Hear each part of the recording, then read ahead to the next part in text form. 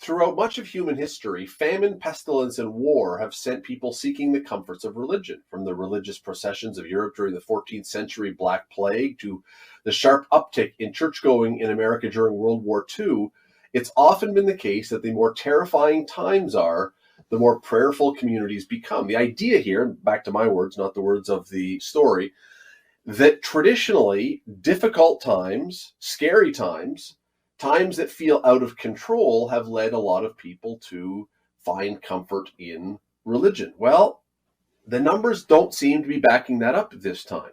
In fact, in the States, and we don't have exactly the same accurate numbers, but it seems in Canada, in a bunch of other places here as well, COVID has kind of done the opposite, or at least if it's not led to the opposite, it certainly hasn't led to a swell in people coming back to the church or the synagogue or the temple or wherever.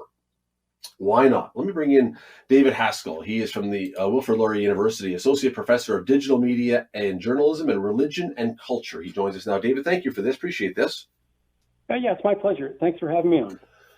Is this something that, as this has been going on, that you've been wondering about whether this would have that kind of effect that it has traditionally in the past? Well, what we saw early in the pandemic was actually an increase in interest in religion and an increase in religious attendance where it was allowed.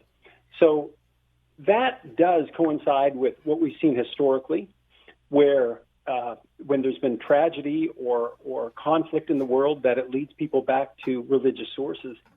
But I think that if we're seeing a dip now, it's because something different has happened, Scott. And what's different is that churches themselves have begun to suggest that they're not necessary. And let me just flesh that out a bit. There have been churches in Canada and the U.S. that have insisted that they are essential. But there have been other churches that have been pretty vocal in saying, you know, the lockdowns are important. We're not going to make an effort to keep our doors open. And they've suggested, even tacitly or unconsciously, that they're not really needed. And I think that people have started to pick up that message. So, okay, I mean, it's a really interesting idea, because sort of what you're suggesting is that in difficult times, churches, or as I say, temples, synagogues, mosques, whatever, have been a place where you may have gone for some human compassion, a place where you can be with other people who will theoretically be very kind and whatever else. Now that you don't do that, that seems to be perhaps having the impact. But the flip side, though, David, would be that if the churches had said, we're going to stay open, would they not have been seen as flying in the face of the laws and being not good citizens and all the rest of the things? It's kind of, you can't win in this case. No, you can't. But if we do look at those churches that did make efforts, whether it was they held outdoor services or they created spaces that really showed they were trying to stay open, and even those that defied the laws, the interesting thing there is they've grown. So if you look at churches, for example, like Trinity Bible Chapel, now this is anecdotal, I haven't done a study on it, I've just conferred with people who do count the number of cars, and I've conferred with people who have been looking at some of the observable data. So again, nothing that I can say is empirical, but it's just observable. And it seems that these churches, well, here's one thing. Some have started extra services to handle the overflow. So these churches that have chosen to go against government mandates have actually experienced growth. And it's probably among the people who feel similar to the pastors in these churches that religion, Christianity in this case, is essential. And so the people who are feeling that way are gravitating to the pastors who are also willing to articulate that.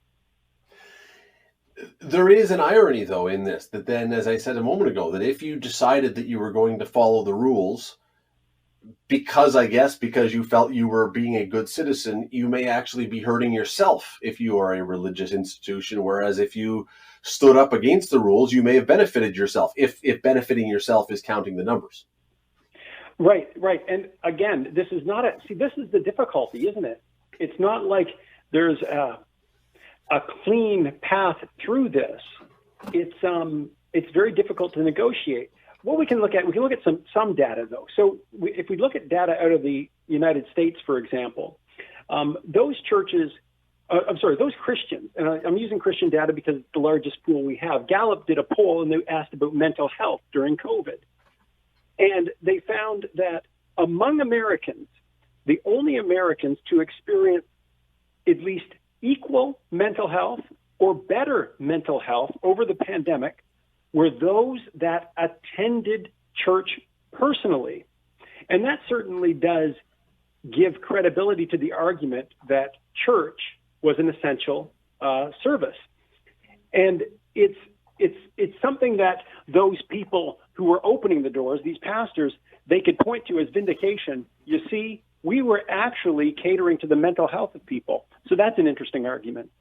It is, although as you know, we've seen in this country for decades now that there has been a move in a lot of corners to push religion out of the public square. You don't mention it in schools now. You certainly, there are things we've done in a society to try and move Christianity or other religions, Bill 21 in Quebec, out of the public square, which I think for a lot of people would take the idea of saying that religion is essential, and they would then say, no, we've decided as a society that this really isn't essential, which again, conflict with what you're talking about to say, well, but there's signs here, there's evidence that it can be very helpful.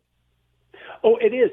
But I can't disagree with you that we've certainly gotten to a point where the greater narrative is that religion is not essential.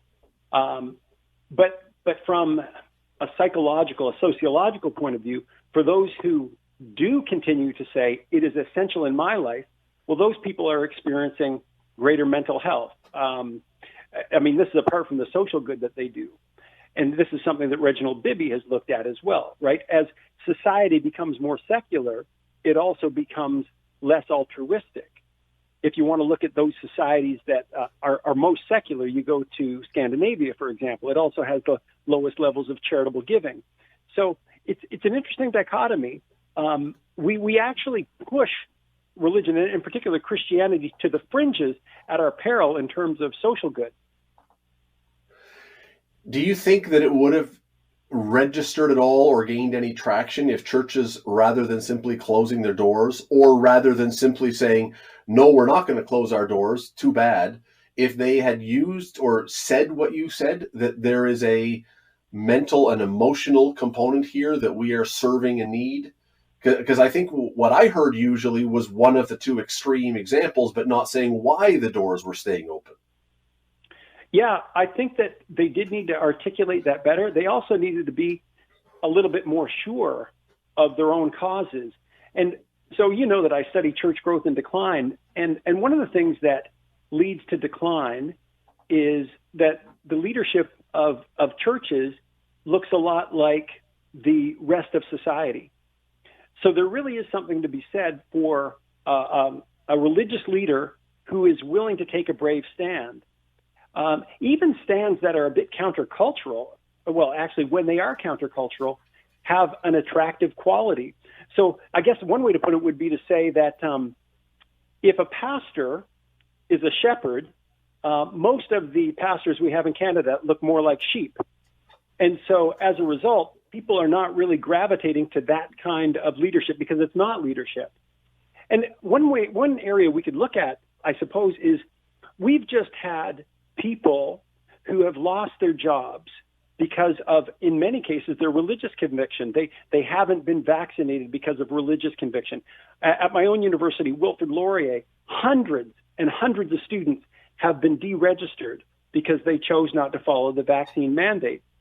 Well, I can't tell you of any local pastor. There might be some out nationally.